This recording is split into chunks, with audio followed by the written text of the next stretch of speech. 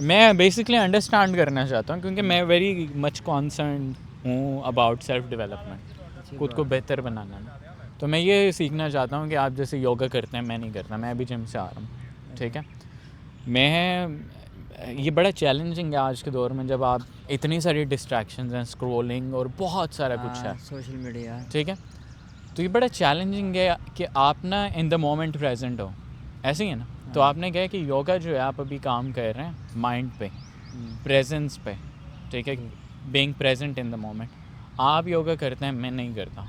आपको क्या लगता है किस तरह मुख्तलिफ हो सकता है, आप किस तरह मुख्तलिफ हो सकते हैं मुझसे जो कि योगा बंदा नहीं कर रहा? दरअसल बात है, अगर आप रेगुलर योगा करते हो, मेडिटेशन करते हो ना, तो उससे ये है कि आप में हाजिर दिमागी तो आती ही है, इंसान का माइंड कंट्रोल में आ जाता है, इंसान का जहन उसके अपने कंट्रोल में आ जाता है, जिसकी वजह से वो इन चीज़ों से बच सकता है इजीली। और मैं भी अल्हम्दुलिल्लाह इस मामले में काफ़ी बेहतर हुआ हूँ। पहले मुझे बड़ी क्रेविंग्स आती थी, जैसे फ़ास्ट फूड वगैरह की बड़ी क्रेविंग्स होती थी, आजकल वो नहीं है अल्हम्दुलिल्लाह, बड़ा अच्छा परहेज़ कर लेता हूँ इन चीज़ों से।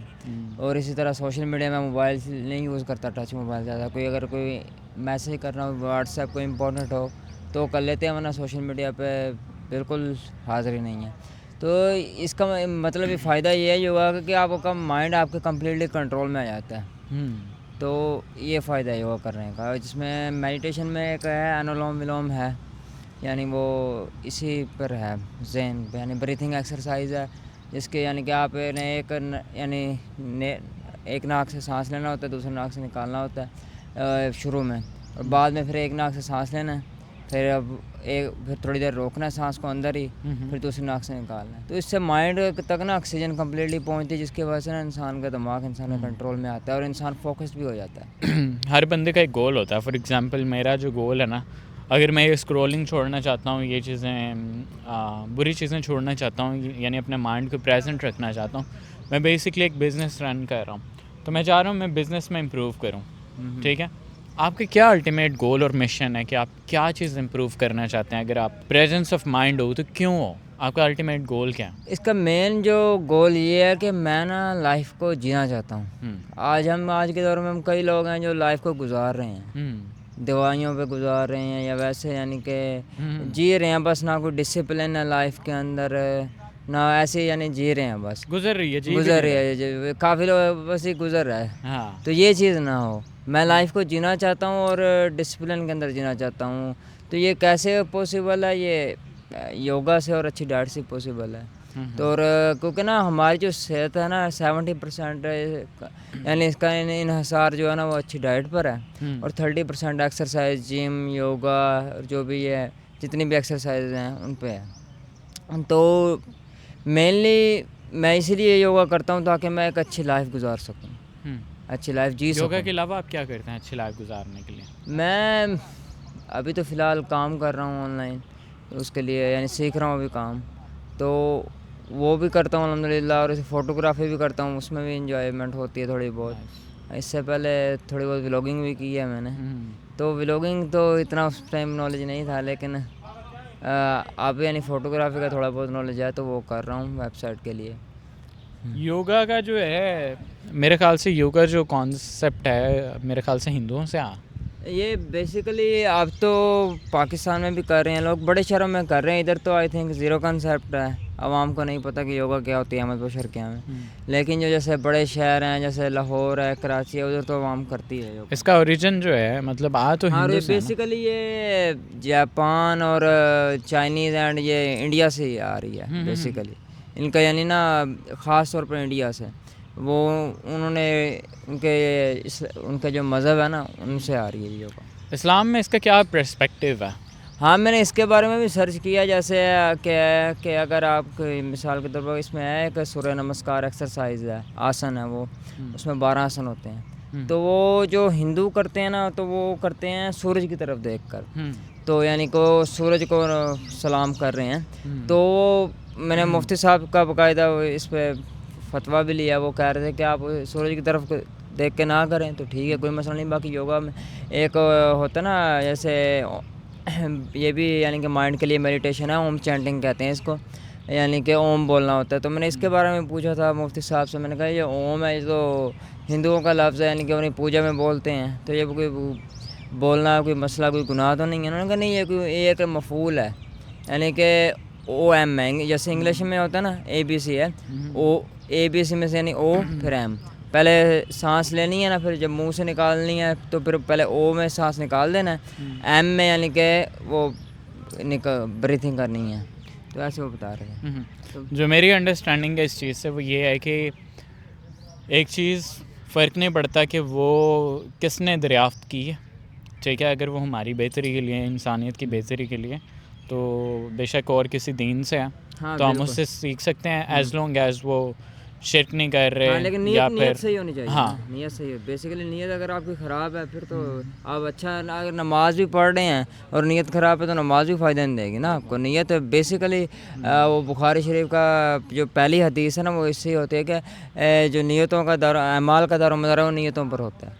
तो अगर इंसान की नीयत अच्छी होगी तो कोई मसला नहीं है। और बाकी जो मुझे सबसे ज़्यादा फ़ायदा हुआ है ना, क्योंकि मैंने कुछ अर्सा छोड़ी भी है, योगा नहीं कर सका, सर्दियाँ थी, गर्मियों में मैं करता था, तो उसके में मुझे सबसे जो बड़ा नुकसान हुआ है ना योगा छोड़ने का, वो ये हुआ है कि मेरे अंदर से मुश्किल मिजाजी ख़त्म हो गई थी।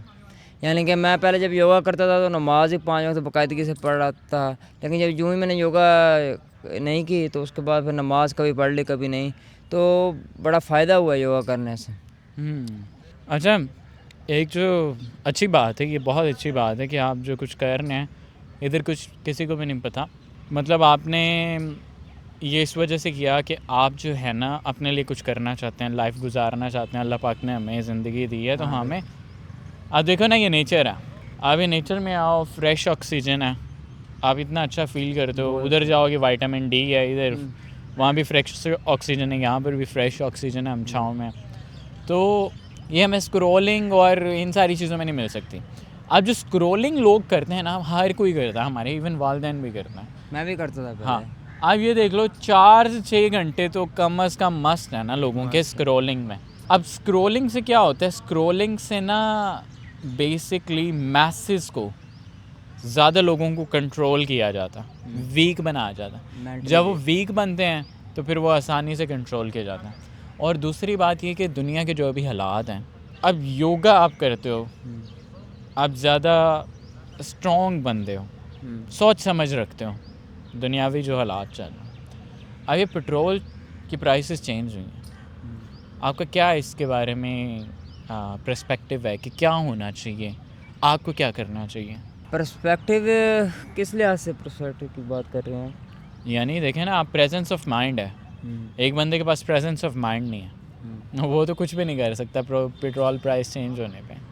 एक बंदे के पास प्रेजेंस ऑफ माइंड है, यानी वो प्लान कर सकता कि एक काम उन्होंने किया, प्राइस इंक्रीज़ किया, एक काम मैं करता हूँ, एटलीस्ट रिएक्ट करता हूँ। स्क्रोलिंग जो कर रहा है, या फिर प्रेजेंस ऑफ माइंड जिसके पास नहीं है, अब स्क्रोलिंग क्या करती है, अब 4 घंटे तो आपके दिन के ले रही है, लेकिन 4 और घंटे जो है ना उसकी एनर्जी भी ले रही है, डोपामिन रिलीज़ हो गया। अब वो अगले 4 घंटे हैं ना, या तो आप उससे ना कोई, अगर कोई आप बैंक की जॉब कर रहा हो बंदा, आप उसे पुश करके ना वो काम करा सकते हो, लेकिन स्टिल वो प्रोडक्टिविटी और वो उसका फोकस नहीं होगा। समझ रहे हो? वो बंदा जो पेट्रोल की प्राइस सुनेगा ना, वो कहेगा हाँ ठीक है, ख़त्म कहानी, हो गया ख़त्म कहानी। अब एक बंदा प्रेजेंस ऑफ माइंड है, वो एटलीस्ट रिएक्ट करेगा। तो हमें किस तरह रिएक्ट करना चाहिए कि हम, अगर हमारे माइंड की प्रेजेंस है तो हमें कैसे रिएक्ट करना चाहिए? दरअसल बात ये है कि ना, आज हम वैसे अगर देखा जाए तो बेसिकली अगर हेल्थ के पर्सपेक्टिव से देखा जाए ना, तो हम काफ़ी हद तक ना, यानी कि ये बाइक जो है, यानी कि अब मैं तो काफ़ी दूर से आया हूँ ना, इसलिए मुझे बाइक लाना पड़ा। तो और वैसे भी मैं यानी कि थोड़ा ज़्यादा नहीं, मैंने चलना फिर क्योंकि स्मार्ट हूँ ना, कम ही चलता फिरता हूँ, तो वेट जल्दी कम हो जाता है। तो पहली बात तो ये है कि आज देख लें हमारे 70 to 80% जो लोग हैं ना वो फैटी हैं, काफ़ियों का पेट बढ़ा हुआ है। तो बेसिकली उन्हें तो ये करना चाहिए कि पैदल कुछ कोई भी काम करें ना, पैदल जाएँ, तो यानी कि उससे ये है कि एक तो पेट्रोल की बचत होगी और दूसरा कि अपनी सेहत भी बेहतर होगी। तो पहले तो ये है। बाकी पेट्रोल जो महंगा हो गया है तो ये तो अब हुकूमत को पता है इसका, तो कि उन्होंने उनकी क्या स्ट्रेटजी है, क्या वो चाहते हैं, वो बाकी तो उनको पता है। लेकिन ये है कि हम अपनी तरफ से ये कोशिश करें कि जितना कम से कम पेट्रोल अगर हमारे पास है, यानी अखराजात नहीं हैं पेट्रोल को, यानी इसके लेने के, तो फिर हम यही एक बेस्ट सबसे बेस्ट ऑप्शन यही है कि हमारे थोड़ा क्योंकि ना ये सोशल मीडिया की वजह से भी और ये फास्ट फूड की वजह से भी हम काफ़ी ना आलसी हो गए हैं। तो कोशिश ये करें कि यानी थोड़ा चलना फिरना बढ़ाएं अपना, और अगर कोई साइकिल खड़ी है कोई पुरानी आपके घर में तो उसको ठीक करवा लें। बेस्ट सबसे बेस्ट ऑप्शन ये है। इससे यह है कि आपकी हेल्थ भी इम्प्रूव होगी और आपका ख़र्चा भी नहीं होगा। सबसे बेस्ट ऑप्शन यही है। आपने बड़ी बेहतरीन बात की है कि आप एक नेगेटिव चीज़ को भी पॉजिटिव एंगल से देख रहे हो, जो बिल्कुल बेहतरीन है। जितनी भी इनोवेशन आ रही है ना, वो कहीं ना कहीं ह्यूमैनिटी को सर्व कर रही है। जैसे टेक्नोलॉजी आ रही है, हम अब एरोप्लेन्स पर ट्रैवल कर सकते हैं, बहुत ही मतलब दुनिया के किसी और हिस्से में जाना है कुछ ही घंटों में चले जाते हैं, ठीक है, जो कि अच्छी चीज़ भी है। लेकिन एट द सेम टाइम उस पर डिपेंडेंट हो जाना, बाइक पे डिपेंडेंट हो जाना। और फॉर एग्जांपल मुझे फ़ुटबॉल खेल रहा था, मुझे इंजरीज़ हुई हैं, तो वो इंजरीज़ इसी वजह से होती हैं कि हम पैदल चलना छोड़ देते हैं, हमारी बॉडी बड़ी वीक हो जाती है। ये तो अच्छी चीज़ है जो आपने इसको देखा है। हुकूमत की जो स्ट्रैटेजी है ना, वो आपको मुझे लूटने की स्ट्रैटेजी, ठीक है। बहरहाल वो तो उनका मामला, मैं उस पर कुछ नहीं कह नहीं, आपका मामला नहीं है। आपको मैं लूटूं, इधर से जेब से पैसे निकाल लूँ, आप क्या करोगे? हाँ नहीं, वो बात ठीक है। हुकूमत यही कह रही है ना। तो अगर मैं निकाल लूँ आप क्या करोगे? मुझे मारोगे ना एटलीस्ट, या मुझे पैसे दे दोगे? लेकिन इसमें एक ये भी बात है ना कि आप यानी आप कुछ हद तक लूट रहे हैं, फुल नहीं लूट रहे। ये भी बात नशीन कर लें। वो इस तरह के लाजमी है मैं पेट्रोल ख़रीदूँ मैं ना ख़रीदूँ, मेरा ऐसा काम। जैसे मैंने जो सबसे बेस्ट ओपिनियन दी है, एक तो ना कि हर हाल में लूटना वो नहीं है। मसला तो ये है। आपकी बात बिल्कुल अच्छी है, बेहतरीन बात है, मैं 100% एग्री करता हूँ। मैं इस चीज़ का बड़ा बिलीवर हूँ कि इनोवेशन अच्छी तो है, लेकिन एट द सेम टाइम वो बहुत ज़्यादा हर्ट भी कर रही हैं, लेज़ी बना रही है हमें। लेकिन मसला ये कि जो पेट्रोल प्राइस बढ़ी है ना, पेट्रोल प्राइस, इसका मतलब ये नहीं कि पेट्रोल प्राइस बढ़ी है, इसका मतलब ये है कि हर चीज़ की प्राइस बढ़ी है। हर चीज़ की प्राइस, इवन आपके हेल्दी फूड की भी, हेल्दी फूड की प्राइस बढ़ी है। लेकिन एक तो बात इसमें ये है कि हेल्दी फूड जो है ना, चाहे जितना भी बढ़ जाए, जितना भी यानी कि अननेचुरल फूड है, प्रोसेस्ड फूड है, इससे कई गुना सस्ता ही रहेगा। ये क्या मतलब कितना मुझे पता है, क्यों अब मैं कल ही लेकर आया हूँ अमरूद 100 रुपये किलो। आप ले लें, लेकिन पापड़ ले लें कोई ब्रांड का। अच्छा, एक मेरा छोटा सा पर्सपेक्टिव इस चीज़ पर है। मेरा पर्सपेक्टिव इस चीज़ पर ये है कि ना, जैसे जैसे हम इनोवेशन कर रहे हैं ना, खादें यूज़ कर रहे हैं, ये चीज़ें यूज़ कर रहे हैं ना, हमारी चीज़ें जो है ना, फॉर एग्ज़ाम्पल मैं आपको ये बता दूं कि आज से 10-15 साल पहले आप जाते ना बाहर किसी होटल में, आपको होल व्हीट की रोटी मिलनी थी, प्योर गंदम की। अब आप जाकर मुझे सारे होटल जाके बताओ, 1 या 2 होटल होंगे, वो भी शायद होंगे, जहाँ पर होल व्हीट की रोटी हो। होल व्हीट की रोटी हाँ ये मिलती है। नहीं बहुत मुश्किल मिलती है, लेकिन होटल ऐसे भी हैं ये जो अब फ्रूट्स, प्योर ऑर्गेनिक फ्रूट्स। अब स्ट्रॉबेरी जो है ना, स्ट्रॉबेरी वो ऑलमोस्ट जहर ही होती है, क्योंकि स्प्रेड इतनी स्प्रे हुई होती है। इसी तरह फ्रूट्स। मेरा इस चीज़ पे पर्सपेक्टिव ये है कि ऑब्वियसली जो है ना ऑर्गेनिक फूड है ना, वो बेटर ऑप्शन है। लेकिन मेरा पर्सपेक्टिव जो है ना, शायद मैं आपसे एग्री भी करता हूँ, मुझे एग्जैक्टली नहीं पता, लेकिन वो ना टफ़ एंड टफ़ होता जा रहा है ऑर्गेनिक ही रहना। मेरा ख्याल से इसका सोल्यूशन ये है कि हम जो है ना, हमने जो चीज़ें छोड़नी हैं, हमने क्या किया, घर में एसी लगवा लिया, हमने मज काट दिए घर से। ऐसी है मज ऐसी काट दी है कि यदि बदबू आती है तो यदा गोबर शोबर चखना पैंदा है, तो हम सारे शिकायत कर देने, असी एसी लवा लिया, ठीक है। एसी सानू की करता, एसी हमें बाहर नहीं निकलने देता, गर्मी में हमें वीक कर देता।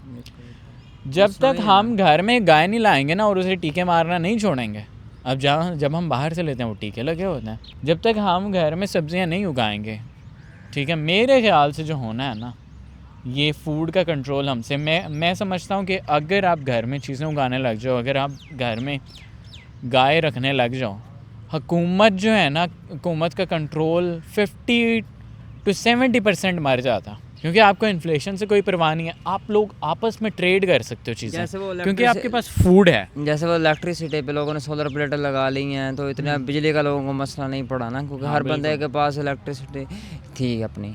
तो इसी तरह, लेकिन ये बात भी ठीक है आपकी, लेकिन इससे थोड़ा मैं पीछे आऊँगा, ये कि मिसाल की तरफ जो फूड है ना, उसका जो सबसे बेस्ट ऑप्शन है, मिसाल के तौर पर आप कहते हैं स्ट्रॉबेरीज़ हैं, तो उनमें यानी कि एक किस्म की ज़हर है, तो उसका सबसे बेस्ट ऑप्शन ये है कि जो अगर आप नहीं उगा सकते घर में, कोई फ्रूट्स वगैरह, क्योंकि हर घर में स्ट्रॉबेरी नहीं हो सकती इधर के लिहाज से। तो अगर आप स्ट्रॉबेरीज़ के फ़ैन भी हैं तो उसका ये है कि आप उसको बेकिंग पाउडर में भिगो कर रख दें थोड़ी देर, उसका सारा असर ख़त्म हो जाएगा। हाँ बिल्कुल ऐसा है। जो जितना भी है ना स्ट्रॉबेरीज़ हैं और चीज़ें हैं जिनमें यानी केमिकल लगाए जाते हैं, मसाले लगाए जाते हैं, जैसे आम है, आप उनको पूरी रात बेकिंग पाउडर में भिगो कर रख दें, सुबह को वो बेहतरीन हो। बात आपकी ठीक है, लेकिन स्ट्रॉबेरीज़ ग्रो ही इसी तरह होती हैं कि वो स्प्रे होती रहती हैं। इसका मतलब ये है कि ऑन द सरफेस लेवल नहीं है, वो एब्जॉर्ब हो गई हैं। नहीं वो वही तो कह रहा हूँ, उसकी उनकी ऑब्जॉर्प्शन ख़त्म हो जाएगी। नहीं, बेकिंग सोडा से एब्जॉर्प्शन ख़त्म नहीं होगी, सरफेस और लेवल ये पे होगा। मैं अपनी बात नहीं बता रहा, एक ना डॉक्टर हैं बहुत बड़े, ये मैं उनकी बिल्कुल बात एग्री करता हूँ। हर फ्रूट को बेकिंग सोडा में सॉक करके यूज़ करना चाहिए, ठीक है, उससे बहुत ज़्यादा हेल्प होती है। लेकिन एक ऑर्गेनिक वर्सेस मैं ये देख रहा था कि ह्यूमंस वाहिद वो स्पेशी हैं, वो मखलूक हैं जो कि पहले को कीड़े को मारते हैं स्प्रे से, जहर दे के इसलिए कीड़े को मारते हैं कि ये हमारा फ्रूट ना खाएं, फिर वही जहर वाला फ्रूट खुद खाते हैं। हाँ ये तो रियलिटी है, ये तो रियलिटी है। वही बेहतर नहीं है कि हम वो कीड़े को खाने दें और जो बचा हो वो हम खा लें। नेचर को इसका काम करना है। हाँ अब जैसे हमने ब्रायलर कर लिया, ब्रायलर, अब ब्रायलर कितनी ख़राब ग़िज़ा है, मतलब हमने ब्रायलर पे भी मैंने एक डॉक्टर का इंटरव्यू देखा था, उसमें वो कह रहे थे कि अगर आप जैसे ब्रायलर है ना तो उसका सबसे बेस्ट ऑप्शन ये है कि अब वो उनको एंटीबायोटिक से टीके लगाए जाते हैं जिसकी वजह से वो उनमें हीट भी आ जाती है उनके गोश्त में, तो और गलत असर भी आ जाता है उनमें। तो उसका बेस्ट ऑप्शन ये है कि आप 15 मिनट उसको नमक लगा के ना ब्रायलर मुर्गी चिकन को रख दें, फिर उसके बाद उसको धो के फिर पकाएं, तो उससे काफ़ी बेहतर हो जाती है। बाकी रही बात दूसरी ये कि ना एक बात ये भी याद रखें कि जो है ना, आपने कभी सुना हो, मैं भी शायद ही सुना हो कि ना कि कोई खरबूजे यानी कि जहरीले खरबूजे खाने से मर गया हो। नहीं, आपने ये सुना होगा कि कोई केक खाने से कोई या दूसरी कोई गलत चीज़, कोई बिस्किट खाने से या कोई ऐसी चीज़ें खाने से बंदा ना यानी कि बीमार हो गया या एमरजेंसी चला गया। क्यों, ये जो नेचुरल चीज़ें हैं ना, ये मेरे अल्लाह ने बनाई ही ऐसी हैं कि अगर हम इसमें यानी कि थोड़ा बहुत मसाले भी लगाएंगे ना, ये इनका उतना नुकसान नहीं होगा जितना कि प्रोसेस्ड फूड का है। बिल्कुल।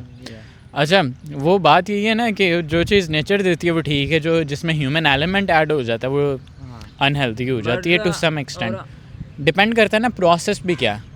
प्रोसेस, अगर प्रोसेस करप्ट है, प्रोसेस अगर प्रोसेस का मकसद ये है ना प्रॉफिटेबिलिटी, जहाँ पर प्रॉफिटेबिलिटी आ जाती है ना वो करप्शन आ जाती है, करप्शन जो ऐड होती है। आप देखें ना, अगर आप पकोड़े खाते हैं देसी घी में तल के, और जब तक स्मोक पॉइंट घी का वो नहीं होता ख़राब, वो समोसे बुरे, ये पकोड़े और समोसे बुरे नहीं हैं। हर इंग्रेडिएंट तो उनमें नेचुरल है, ऐसे ही है ना।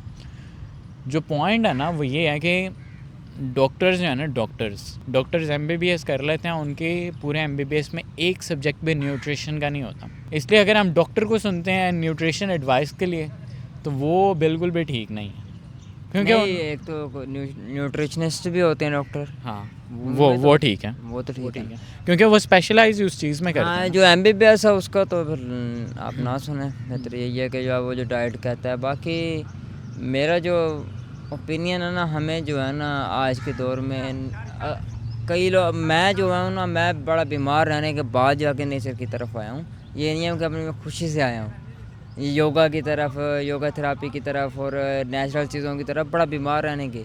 अभी भी कभी ना कभी यानी कि थोड़ी बहुत जब मैं योगा छोड़ दूँ ना तो क्रेविंग्स आ जाती हैं, जिसकी वजह से मैं खा लेता हूँ, फिर तबीयत डिस्टर्ब हो जाती है।